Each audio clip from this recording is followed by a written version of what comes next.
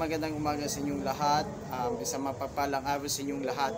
Mga kapatid sa ating pananampalataya, ito po si Brother Nino Gato ng Diocese ng Marbel sa ating programang Punto por Punto, Diocese of Marbel.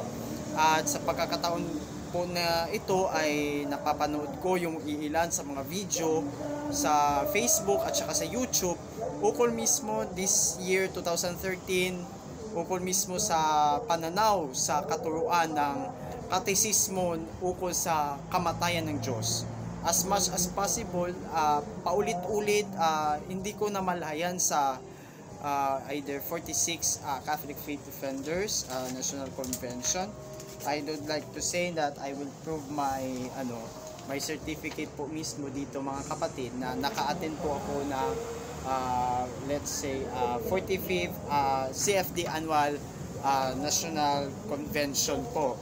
No, kahit hindi pa I am aspiring a member of the Catholic Faith Defenders, at nakikita natin dito na ako ay naka-attend nito, na kung saan po mga kapatid sa ating pananampalataya ay hindi natin masasabi sa naturang pagkakataon na ito, at lalong-lalo na namalayan ko naman din na nakapagtataka isipin na yung issue mismo ukol mismo sa God died, no, sa kamatayan ng Diyos, na kung saan masasabi din natin na walang katapusan.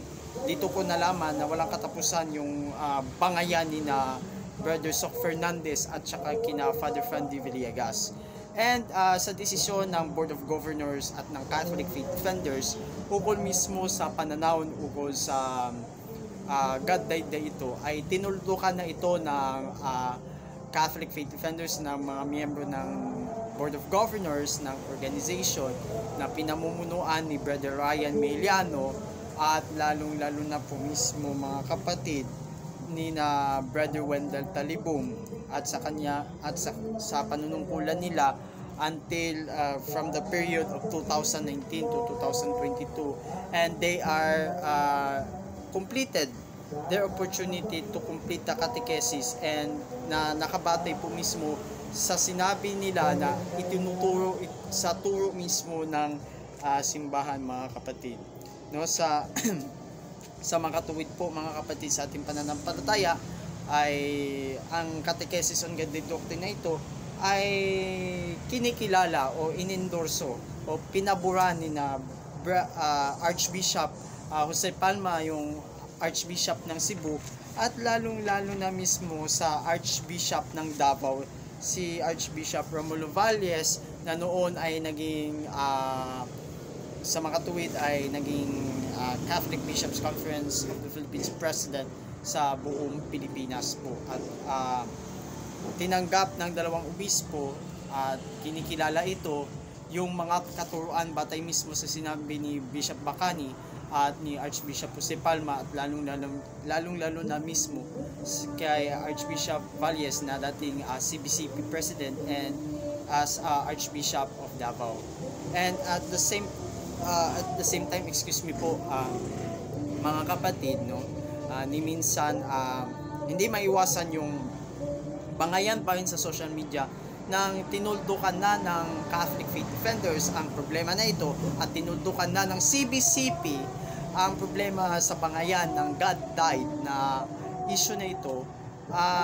Kahit meron ng libro ay hindi talaga maiwasan na masasabi din natin mga kapatid na itong mga taga CFD Cebu, hindi nila tinatanggap yung catechesis on God died doctrine.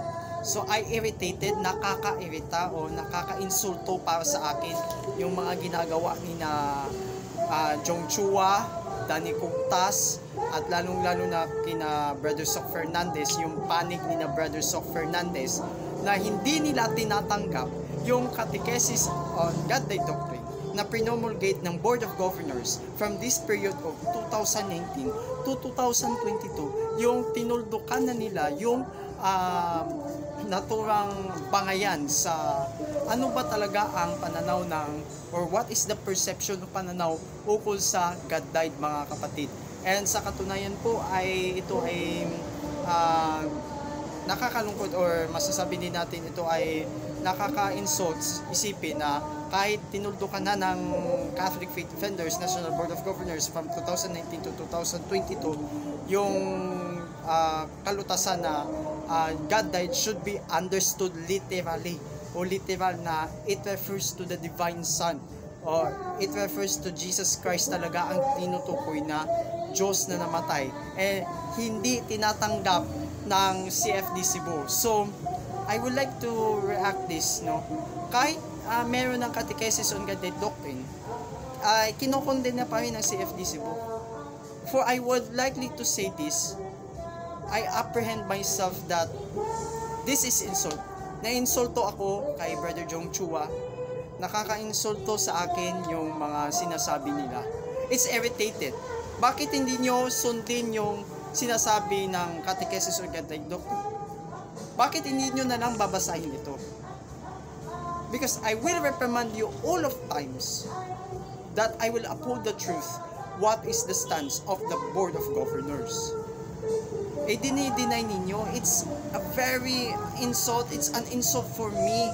Because sometimes this is nonsense that you're teaching very paliko-liko. Lumiliko-liko na mga turo na masasabi din natin, this is an insult. They stand for figurative. Hindi po figurative, literal. Yung sinasabi ni na Brother Jong Chua, masyadong nakakairita sa kukote nila. I irritated sa mga sinasabi ni na Brother Jong Chua, kahit sino pa, sa panig pa ni Brother Soc Fernandez, o kung mismo sa God died. I would prefer to say, I will stand kung ano ang sinasabi ng Board of Governors, kasi sinasabi din nila na ito ang highly recommended. Itong libro na catechesis na libro ang pinaka-highly recommended nila na basahin ng bawat miyembro ng Catholic Faith Defenders sa undertaking ng National Board of Governors. Ito dapat ang babasihan nila. Ito dapat yung dapat nating basahin. I will not trust, hindi ako nagtitiwala kina Brother Jong Chua, Danny Coctas, hindi ako naniniwala sa sinasabi ni na Brother Soc Fernandez. It's the CBCB decision together with the National Board of Governors under the administration of Brother Ryan Miliano had already said that ito talaga yung itinuturo nila must be understood literally under sa CFD Board Resolution number 2022-001 should be understood literally. Kahit should be understood literally, pasikot-sikot pa ang sinasabi ni na Brother Jong Chua. Pasikot-sikot ang daldal, pasikot-sikot pa. I'm sorry to say, Brother Jong Chua, masasabi ko, masasaktan ka. Pasikot-sikot na to. Pasikot-sikot na walang kakwenta-kwentang turo yung mga ginagawa ni na Brother Jong Chua at ng kina Brother Soc Fernandez sa pananaw ng kamatayan ng Diyos. Ang masasabi ko lang, hindi ito dapat paniwalaan. Dapat yung paniwalaan natin, yung nakabatay mismo dito sa ginagawang katesismo ng Catholic Faith Defenders. Lalong-lalo na kina Brother Ryan Miliano na ginawa ito ng mga miyembro ng Board of Governors sa panahon ni na Brother Ryan Miliano between 2019 to 2022. At yung CFD Board Resolution na ito, mga kapatid, yung CFD Board Resolution number 2022-001 na kung ano yung sinasabi ng National Board of Governors ng Catholic Faith Defenders patungkol mismo sa sinasabi na pananaw sa God died, yun dapat ang narapat sundin ng buong miyembro ng Catholic Faith Defenders sa Pilipinas. For me, I asking a lot of this discussion. I would suggest na masasabi din natin na I would admit I will reject the stance of CFD Cebu. And I apprehend myself in this reaction regarding na sa turo ni na Brother Jong Chua at saka kina Brother Soc Fernandez. Hindi ito katanggap-tanggap. Isa pa, nakakatawa isipin, nakakasakit ng ulo yung mga sinasabi nila, yung mga itinuturo nila ukol sa pananaw ng Godhead. May sabi-sabi pa sila ni isang katiting, kahit hindi pa tinanggap yung katekesis na ito, nire-reject nila. Kung ano yung sinasabi ni na Brother Soc, yun ang kanilang itinuturo. At as will assure on this, nakakairita, nakakaduling yung mga sinasabi nila na masasabi nila na hindi yan yung stance, whether figurative and literal. This is nonsense.